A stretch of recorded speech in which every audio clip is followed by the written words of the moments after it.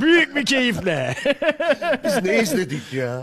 Vallahi. Bak biz ne Şahane izledik? bir şey izledik. Bu nasıl bir rahatlık? Şampiyonlar Ligi seviyesinde Ajax deplasmanında rahat rahat Galatasaray ne zaman gol atacağı beklemek ne kadar güzel bir şey.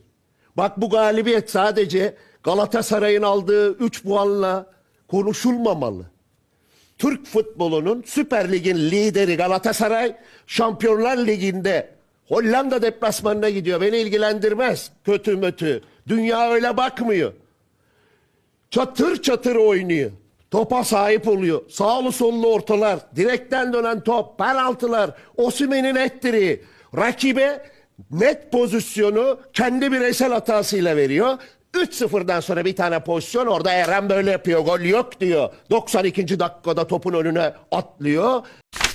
Gündəlik hadisələrdən xəbərdar olmaq üçün bizi izləyin.